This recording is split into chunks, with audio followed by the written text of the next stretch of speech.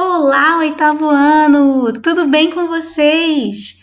Vamos para mais uma videoaula de língua portuguesa. Bom, agora nós vamos corrigir os exercícios da semana passada. Então, eu vou pedir para que vocês peguem um livro de vocês primeiro, abram na página 88 e vamos conferir as respostas. Vamos lá? Peguem lápis, borracha. Vamos lá juntos? Bom, primeiro temos aqui o número 1. Nós vamos ler juntinhos e vamos aproveitar para relembrar sobre o tema abordado aqui nessa questão, tá? Neste exercício, você preencherá as lacunas com as palavras mais adequadas, das quais estão entre parênteses. Se necessário, consulte um dicionário. Bom, nós aprendemos já no vídeo, na aula anterior, sobre as palavras homônimas. Estão lembrando aí? As homônimas e as parônimas. Assistiram aos vídeos? Conseguiram assistir às videoaulas? Bom, então, agora vamos relembrar um pouquinho sobre esse assunto para podermos fazer alguns apontamentos sobre essas diferenças aqui entre mal e mal, tá bom? Para iniciar, vamos identificar se estamos diante de um homônimo ou de um parônimo? Vamos lembrar aqui rapidamente? Olha só, quando eu falo mal e mal, repararam que o primeiro é com U e o segundo é com L, né? Eu tenho essa opção aqui de acordo com a oração. Bom, quando eu tenho a mesma pronúncia, tá? Eu falo mal e mal, independente de estar com L, a grafia L no final ou com U. Eles apresentam a mesma pronúncia. E se isso acontece, nós estamos diante de palavras homônimas. Lembraram disso? As homônimas são aquelas palavras que elas apresentam algo em comum. Ou elas têm o mesmo som, a mesma pronúncia, que é o caso aqui, ou elas têm a mesma grafia igual. Lembraram dessa distinção?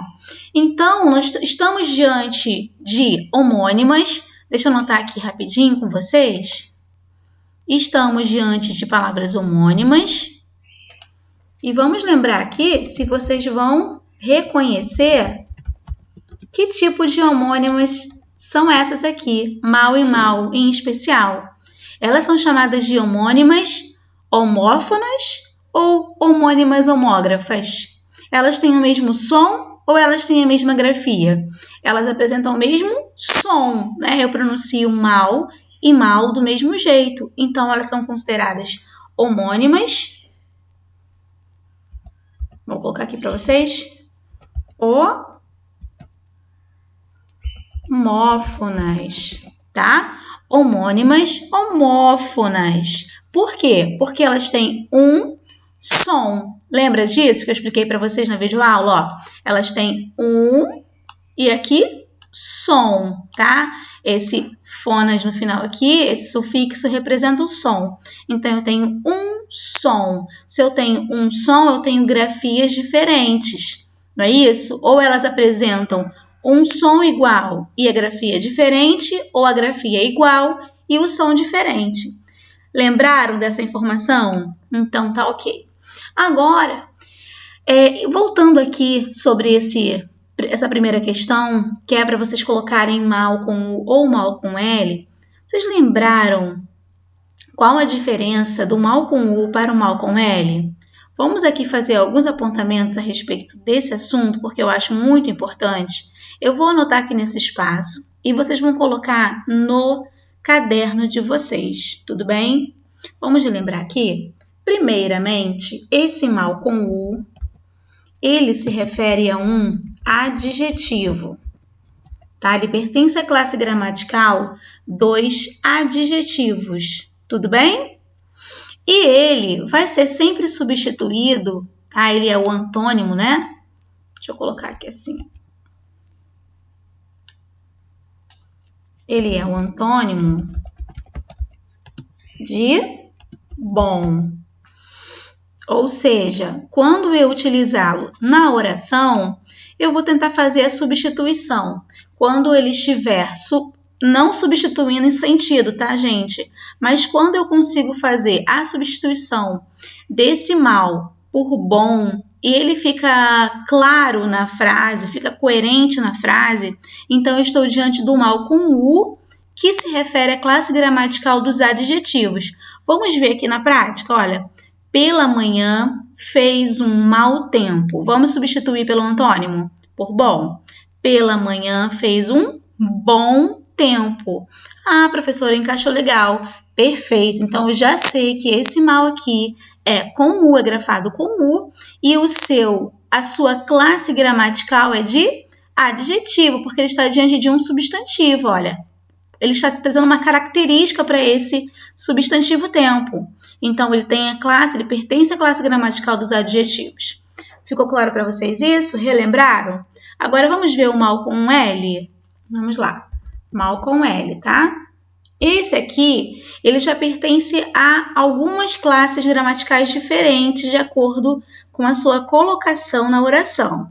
Vamos lá? Vamos relembrar quais são? Então, o mal com L, ele pode ser um substantivo, ele também pode ser um advérbio e ele também pode ser uma conjunção. Olha que legal, que interessante. Olha aqui, ó. Só um pouco para cá para poder facilitar a visão. Aqui, pronto. Tá, professora, e como eu vou reconhecer esse mal? Como eu vou utilizá-lo?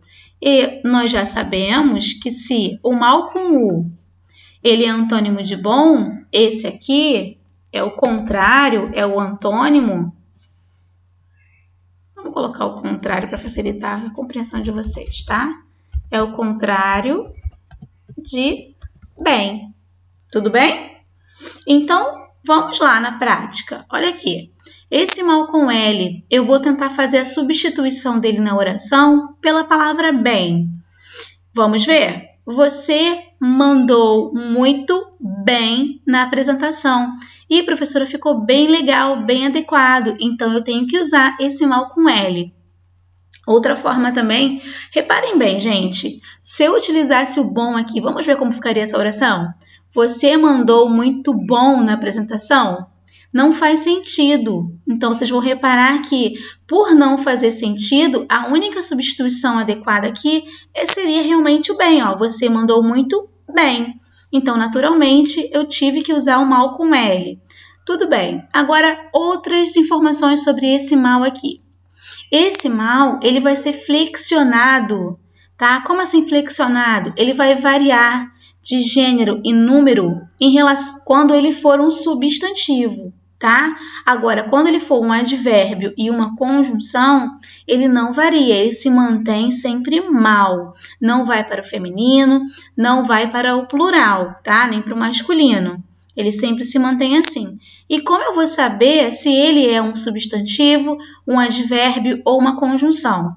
Bom, de acordo com a oração, você vai fazer algumas substituições, tá? Por exemplo, olha, deixa eu colocar aqui para vocês. Aqui, por exemplo, quando ele se referir a um substantivo, você vai conseguir substituí-lo por, vamos botar o igualzinho aqui, pela palavra prejuízo, dano, tá? Prejuízo ou dano. Opa. E quando ele estiver funcionando na oração como um advérbio, com a função de advérbio, ele já vai ter o sentido de erradamente. Tá? E aqui, por último, quando ele vier com o sentido de conjunção, então ele será substituído por logo que. Então, eu tenho que entender e fazer essas substituições para identificar se eu estou diante de um mal com sentido de substantivo, de advérbio ou de conjunção. Tudo bem? Deu para entender isso aqui? Bom, gente, só para relembrar um pouquinho sobre esse mal, vocês já aprenderam a respeito, tá? É só para nós recapitularmos algumas informações sobre o mal com L e o mal com L e o mal com U. Ficou claro para vocês? Vou dar um exemplo aqui para poder nós finalizarmos esse assunto. Olha, se eu disser assim para vocês, ó. Mal chegou a casa e foi para o quarto. Mal chegou a casa, deixa eu botar uma vírgula aqui. Já foi para o quarto. Opa.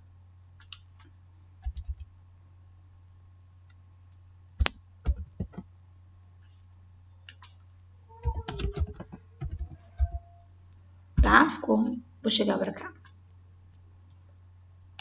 Mal chegou a casa, já foi para o quarto. Eu tenho esse mal aqui com qual desses três sentidos?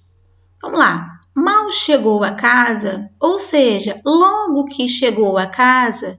Então, repararam que eu consegui fazer a substituição desse mal por logo que, ó, logo que chegou a casa, já foi para o quarto. Por exemplo, mal cheguei, choveu. Ou seja, logo que cheguei, choveu. Então, eu tenho esse mal empregado com o sentido de conjunção, tá? Ele não vai flexionar de acordo com a oração. Eu posso colocar essa oração inteira aqui no plural que ele não vai flexionar, porque ele tem valor de conjunção e conjunção não é variável. Tudo bem? A mesma coisa se for um advérbio, tá? Por exemplo, ela... Peraí.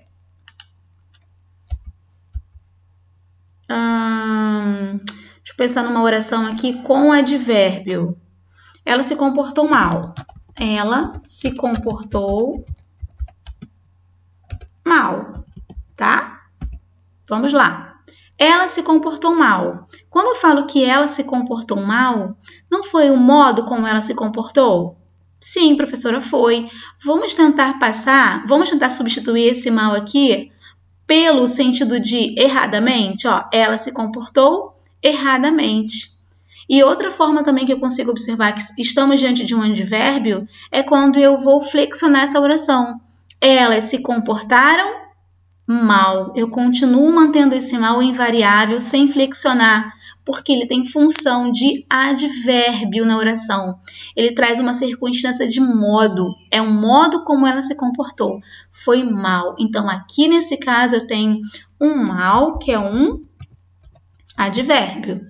Tá? E aqui em cima foi uma conjunção, tudo bem? Agora, vamos colocar só mais uma aqui para a gente fechar sobre substantivo, tá? O mesmo mal com valor de substantivo.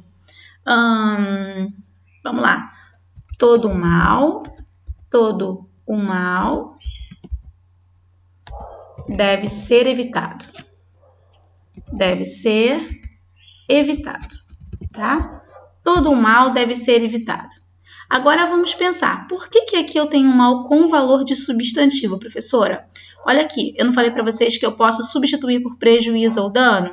Todo o mal, no sentido de dano, no sentido de prejuízo, ó, todo o dano, todo o prejuízo deve ser evitado.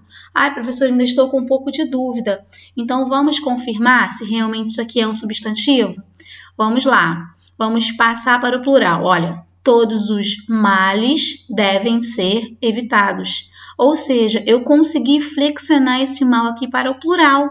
Isso me prova agora que eu estou diante de um mal com valor de substantivo, porque a única classe gramatical dentre essas duas aqui que vai ser variável, que vai flexionar. Tudo bem? Então, todos os males devem ser evitados. Ficou claro para vocês? Agora aqui eu tenho um substantivo, tá? Substantivo. Pronto, deixa eu chegar para cá um pouquinho. E aí, conseguiram perceber as diferenças? Ficou fácil para vocês? Então, ok. Só para a gente fechar aqui rapidamente, ó, vamos fazer a substituição por bem, para ver se vai empregar corretamente. Ó, bem chegou a casa, já foi para o quarto. Bom chegou a casa, a gente não faria sentido, tá? Só para nós concluirmos aqui. Eu empreguei o bem porque ele se adequou melhor, ele ficou mais compreensível, né? Através dessa substituição de bem ao invés de mal.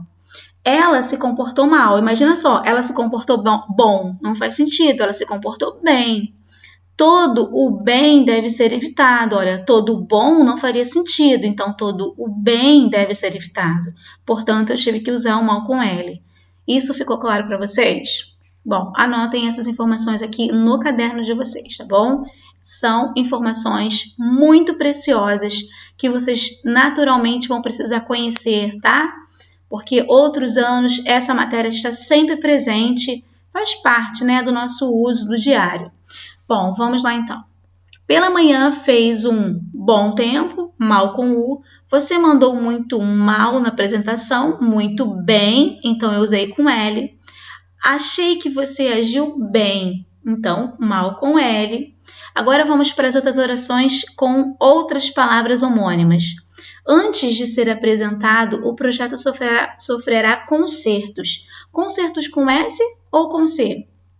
Qual a diferença, professora? Vocês já aprenderam, tá? Com S se refere ao ato de consertar algo e com C a concerto musical. Então, nesse caso aqui, antes de ser apresentado, o projeto sofrerá concertos, ou seja, alterações, mudanças, tá? Então, nós vamos só mudar aqui, prosseguir. O sonho dela era tocar um concerto. Bom, se era para tocar num concerto, logicamente estamos nos tratando de um concerto musical, não é isso? Então, concerto com um C. A comissão cassou o mandato do vereador. Quando nós falamos cassou, nós vamos lembrar, esse cassou com 2 S aqui, ó, não é o ato da caça, tá? Estamos tratando de anulou, cancelou, revogou, tá?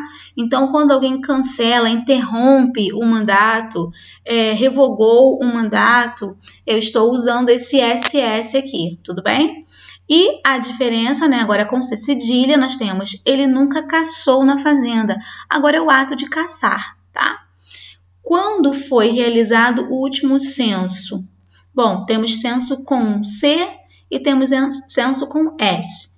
O com C se refere ao recenseamento, aquela pesquisa que é feita para ver a população. São várias as pesquisas, né, que são empregadas a partir desse censo aqui. Então, censo você pode colocar até aí para anotar, para facilitar o entendimento de vocês. Censo com C se refere a pesquisa, recenseamento, tá?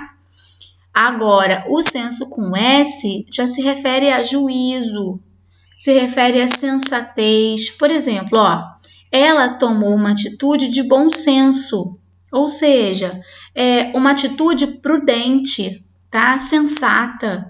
Então, quando nós falamos o censo com S, se refere a uma pessoa que tem juízo, que tem sensatez, uma pessoa prudente, tá bom?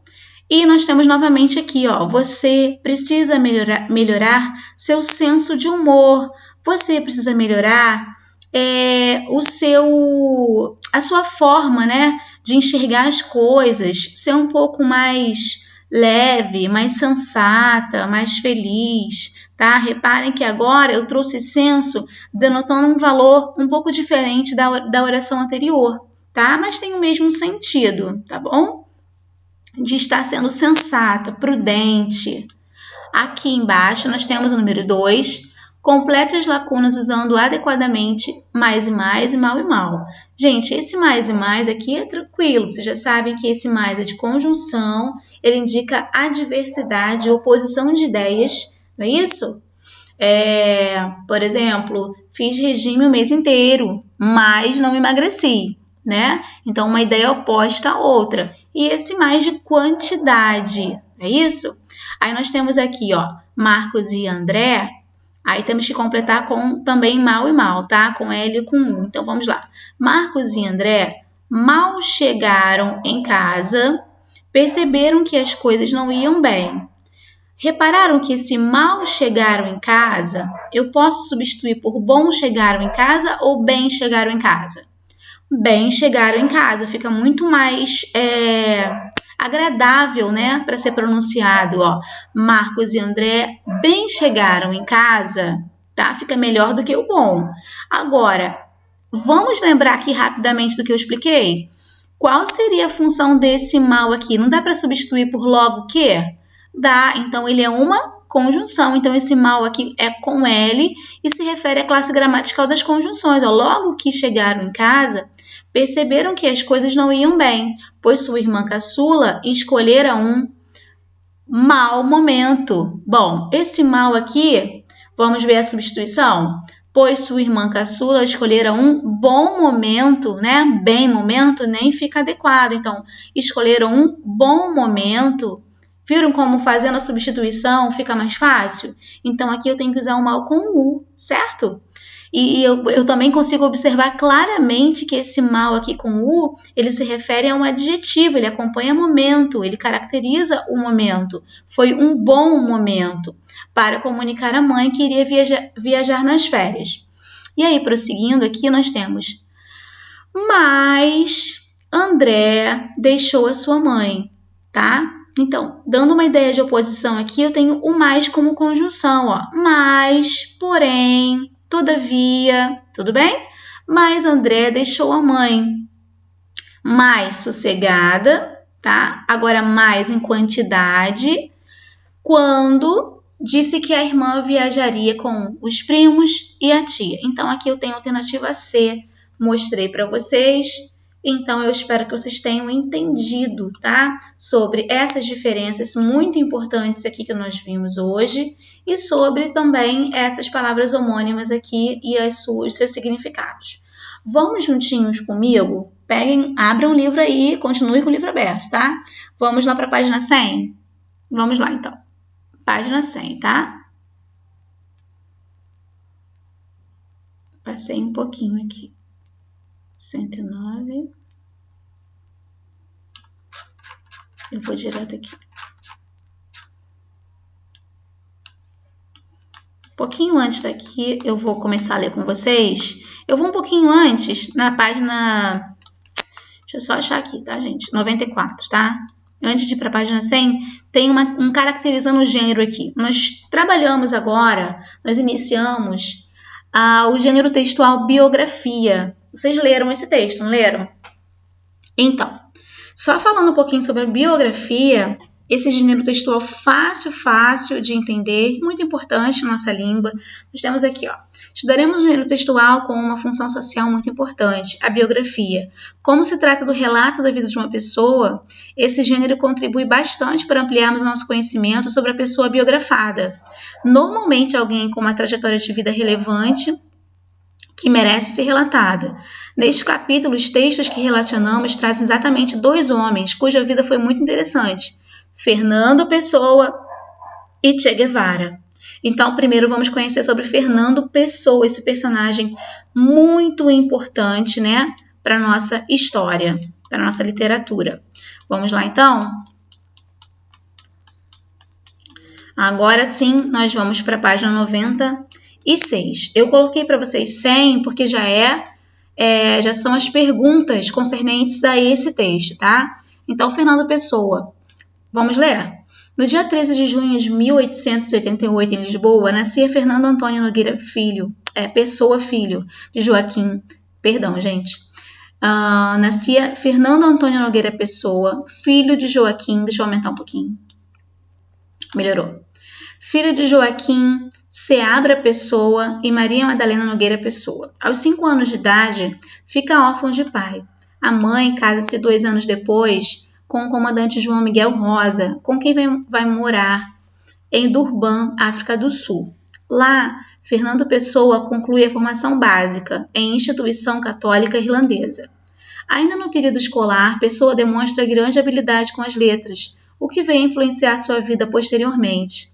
Além de um dos mais importantes poetas da língua portuguesa, olha que interessante, gente, um dos mais importantes, olha, deixa eu só grifar aqui, ó, um dos mais importantes poetas da língua portuguesa. Ele foi editor, astrólogo, publicitário, jornalista, empresário, tradutor, crítico e literário.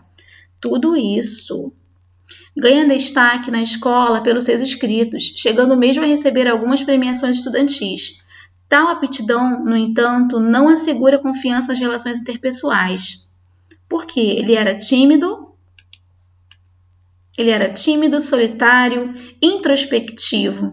Será através da criação dos seus heterônimos, vou falar sobre eles, que Fernando Pessoa libertará suas necessidades de diálogo. Bom, vamos prosseguir.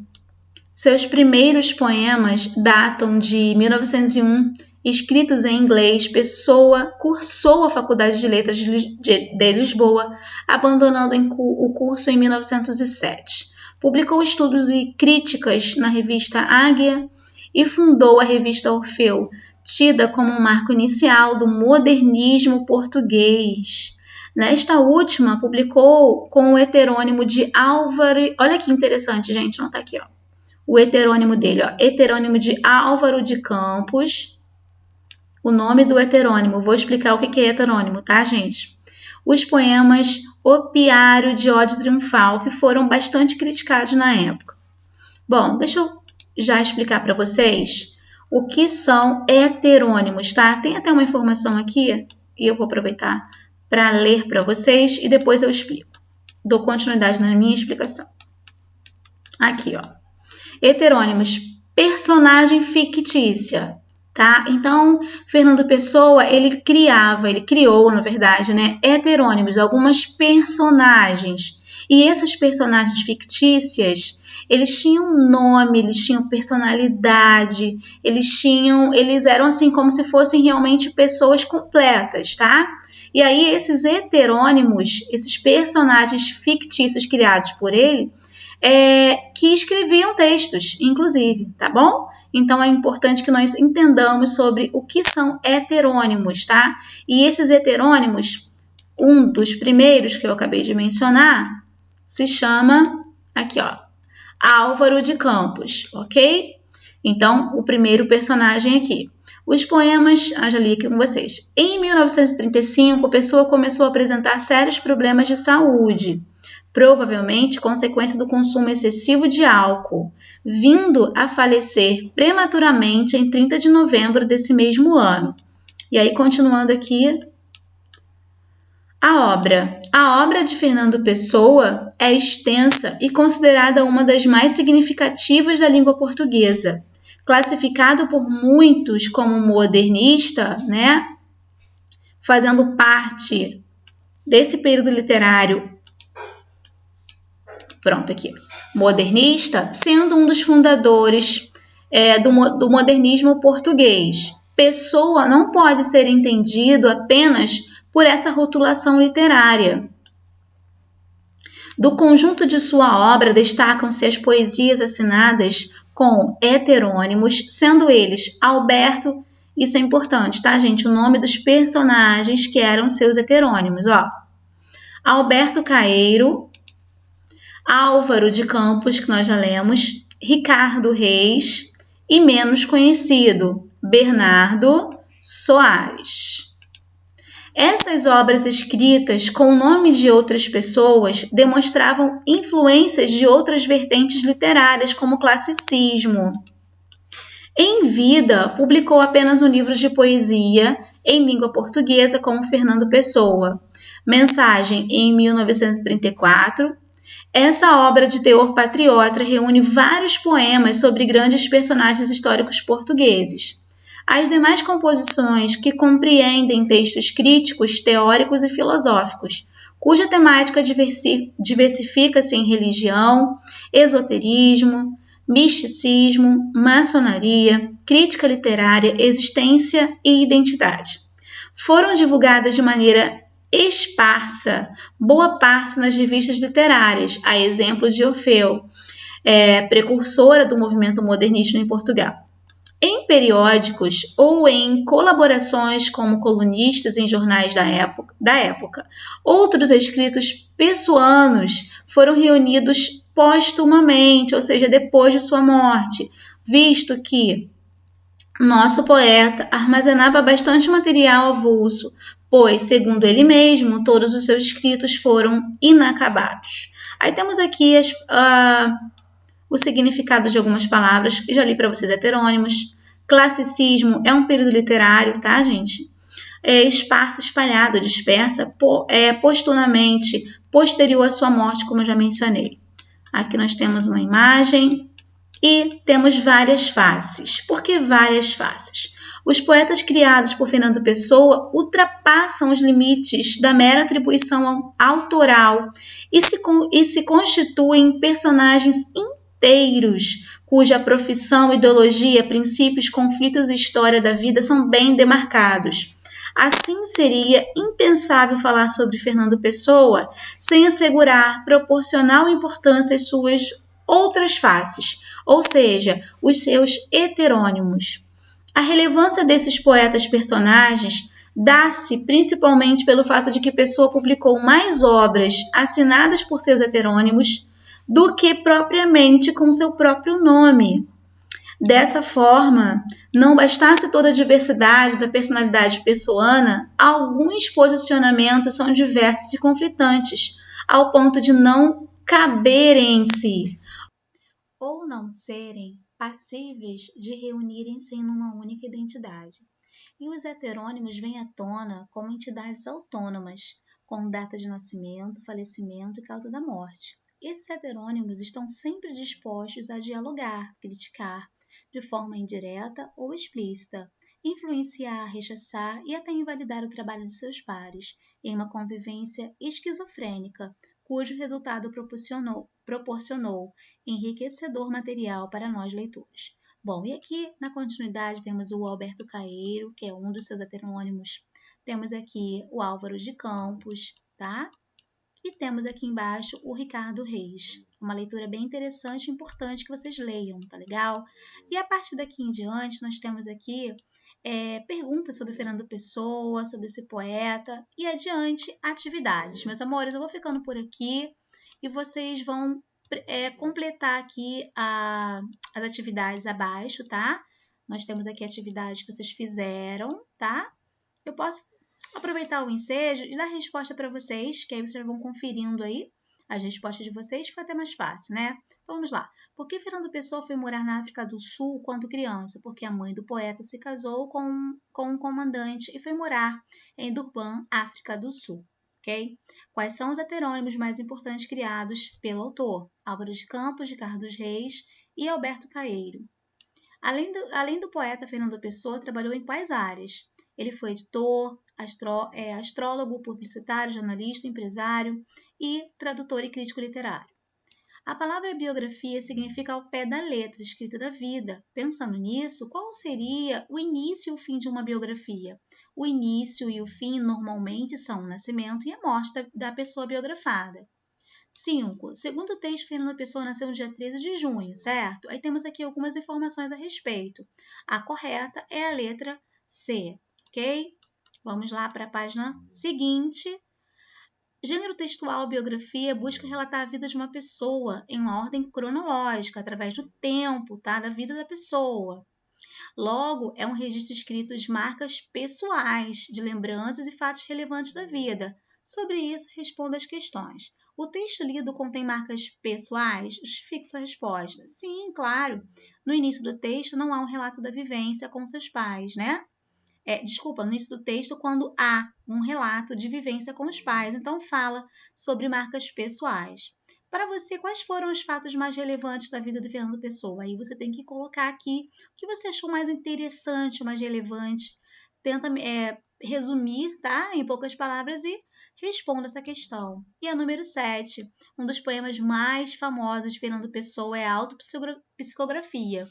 Leia atentamente em um conjunto com com seu professor, faça uma pesquisa acerca das características do poema e logo após responda as questões. Então, a próxima página são exercícios que eu passarei posteriormente, a partir dessa número 7, vocês farão com mais calma, tá bom, meus amores? Um beijão, fiquem com Deus, até a próxima videoaula, se Deus quiser. Fiquem com Deus, tchau, tchau!